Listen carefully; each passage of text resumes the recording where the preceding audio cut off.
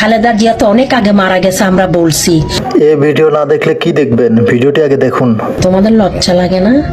এই খাম্পাতার হাতে তোমরা দেশ তুলে দিতে চাচ্ছ, যে তার মার মরা দেহ নিয়ে ব্যবসা শুরু করে দিয়েছে। আমরা কি ঘাস খাই হসপিটালের মধ্যে? কি আমরা গরুর ঘাস খাই?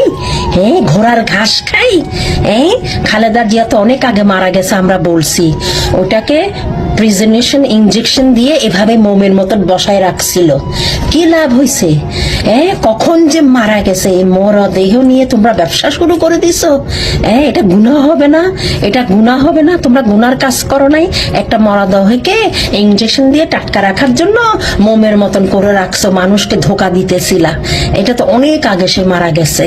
এখন তো ইনজেকশন বাইরেছে, এখন তো মাটির ভিতরেও দিতে হয় না। এখানে যাদের পয়সা আছে ওরা ডুমের ভিতরে রেখে ইনজেকশন দিয়ে একদম জিন্দা লাশ মনে করবে কি সে শুয়ে আছে, পোকাও ধরবে না, পচবে না, বাস্ট হবে না। কিন্তু এখন ওরা কি করছে, খালেদা জিয়ার মৃত্যুটা ওরা বাস করতে হয়েছে, কারণ এটা আর কতদিন এভাবে ওপেনলি ইনজেকশন দিয়ে রাখা হবে? এটা বাস্ট হয়ে আতরে বুতরে ছড়িয়ে পড়তো। আচ্ছা বন্ধুরা, আপনি যে দলেরই হন, এটা কি ঠিক? আপনার বিবেককে প্রশ্ন করেন তো। ভিডিওটা প্রচুর শেয়ার করেন।